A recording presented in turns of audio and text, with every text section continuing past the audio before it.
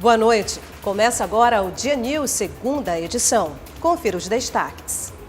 Conselho Federal de Medicina fiscaliza hospitais da rede pública de saúde. Decreto do governo federal que regulamenta o porte, a posse e a comercialização de armas e munições gera polêmica. Pesquisa feita em todas as capitais mostra aumento na cesta básica. Essas e outras informações agora no Dia News, segunda edição, que já está no ar.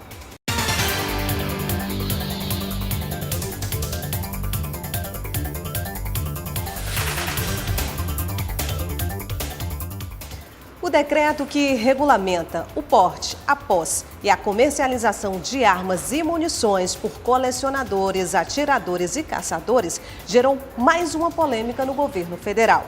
Veja agora o que mudou com este decreto. O presidente Jair Bolsonaro editou o decreto de porte de arma, assegurando o registro para um conjunto de profissões, como advogados, políticos eleitos, desde vereadores ao presidente da República.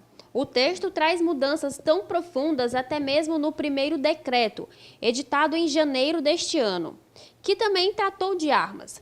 O especialista em segurança pública explica essas mudanças. No primeiro decreto era a posse de arma. Então você poderia tirar um documento que lhe dava direito a ter uma posse. Ter em casa. Esse novo agora não, é o porte. Você pode portar, carregar, andar com ela, levar ela para onde você bem entender. O decreto ainda abre brecha para que quem tenha posse possa viajar de avião armado, situação que hoje é vetada. O texto ainda fala que os ministérios da Justiça e da Defesa é que poderão regular este tema.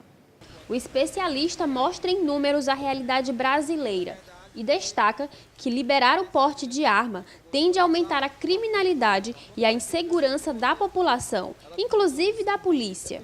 Porque aí, se eu pegar os dados desse país, então, mais de 60 mil pessoas foram mortas no ano de 2017. Desses 76% foram com arma de fogo. E o Estado nunca conseguiu controlar, foi capaz ou competente o suficiente para controlar as armas de fogo no território nacional. Agora, com a flexibilização do porte de arma de fogo, agora você aumenta o estresse do policial, que vai para uma ocorrência, ele não sabe quem está armado. Num país violento que se usa muito a arma de fogo como uma forma de resolver conflito, onde homens matam mulheres, onde as pessoas resolvem conflitos do trânsito, onde as pessoas resolvem vizinhança, às vezes minha vizinha, eu suponho que ela é macumbeira e eu vou atirar nas costas dela com a arma de fogo. Então eu estou numa situação difícil e é inoportuno essa medida agora. A deputada Tereza Brito denunciou a crise nos hospitais públicos do estado. A deputada Tereza Brito, do Partido Verde, tem denunciado na Assembleia Legislativa uma série de dificuldades nos hospitais da rede pública do estado do Piauí. Nós vamos conversar a partir de agora com a parlamentar, que é presidente da Comissão de Saúde aqui da Assembleia. Bem, deputada, o que a senhora tem identificado de problemas nos hospitais públicos do Piauí? São diversos os problemas, desde a falta de materiais, de insumos, a atrasos salariais, de terceirizados, a contratação com contratos precários de profissionais de atividade fim, como médicos, enfermeiros, técnicos e auxiliares, devido os profissionais terem se aposentado, saído, e não foi feito o concurso para repor essa ausência desses funcionários que saíram. Então, são diversos os problemas que nós temos enfrentado no estado do Piauí. É uma crise na saúde pública do estado do Piauí, uma crise jamais vista, mas nós estamos lutando aqui para que o governador possa alocar recursos, colocar gestores competentes nas pastas, aí inclusive nas direções desses hospitais, e principalmente que faça concurso público, que pague os terceirizados e compre medicamentos, insumos, tudo isso que é o mínimo para funcionar bem a rede pública do estado de saúde do estado do Piauí. O Sindicato dos Médicos chegou a anunciar a paralisação. A senhora considera coerente? Totalmente coerente. O estado do Piauí paga mal. E ainda a questão das promoções, progressões, não está tendo.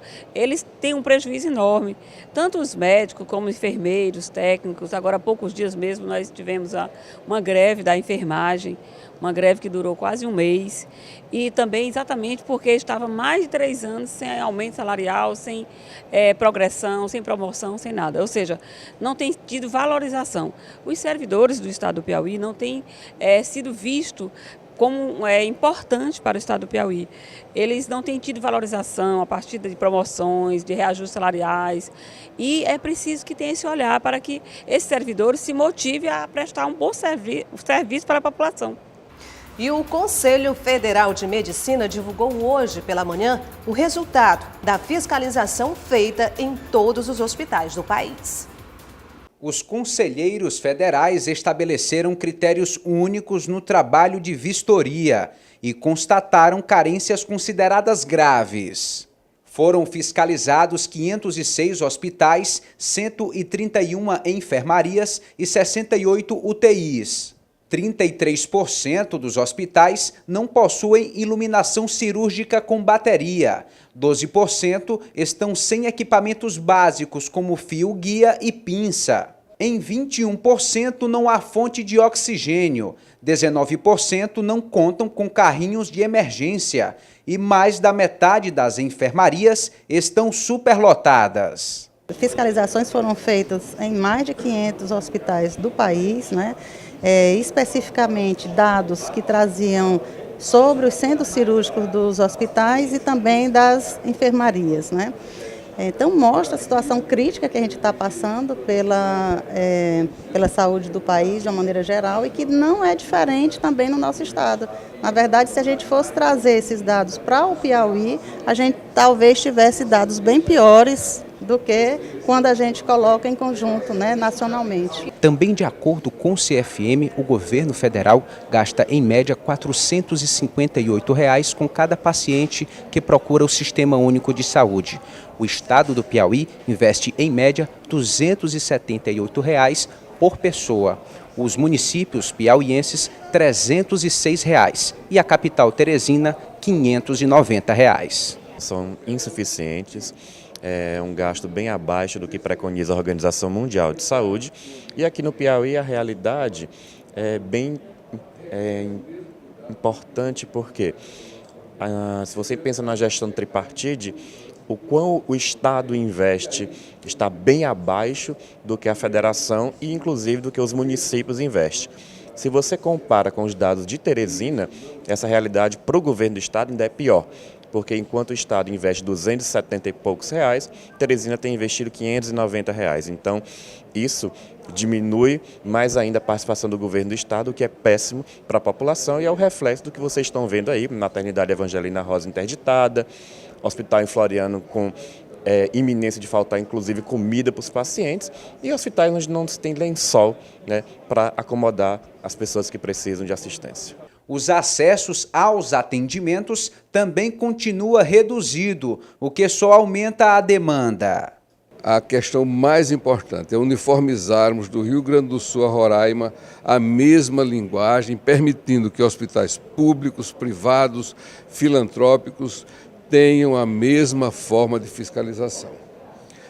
Especificamente, para que vocês entendam a importância, o foco cirúrgico com bateria é aquele equipamento que, faltando energia, a força, não tendo um gerador substituto, esse foco com bateria acende automaticamente e você não interrompe a cirurgia.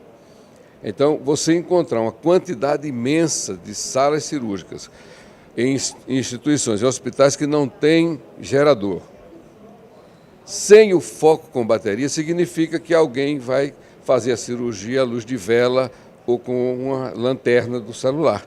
Cada estado vai receber o relatório da saúde para buscarem soluções com os respectivos gestores públicos. A situação é crítica, conforme você enfatizou.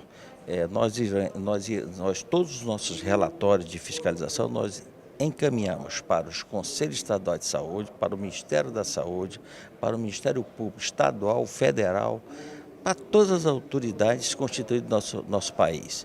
Lamentavelmente, muitas vezes nós não recebemos nenhum retorno. Veja bem, eu sempre faço uma ênfase. Se você agora, ali na porta, sofreu um acidente, Sabe para onde você será levado? Para o pronto-socorro do Estado. Porque isso são os protocolos do Ministério da Saúde. E você será uma das vítimas dessa situação que está aí hoje, caótica do nosso país, que é uma saúde pobre, sem gestores sem qualificação e capacitação. O deputado João Madison, do MDB, fala do acordo entre MDB e progressistas pela presidência da CCJ após a saída de Wilson Brandão. É um acordo e nós vamos cumprir o acordo. Fizemos lá no começo da legislatura que o PP pudesse indicar essa presidência da comissão esse ano e o ano que vem o PMDB. Então, o PMDB é um partido de acordo, então vamos cumprir aquilo que nós fizemos no começo da legislatura. Isso atrapalha os serviços na casa? De maneira nenhuma, Henrique Pires vem fazendo um trabalho belíssimo e vai continuar até quando for escolhido o novo presidente. A seguir, pesquisa feita em todas as capitais mostra aumento na cesta básica.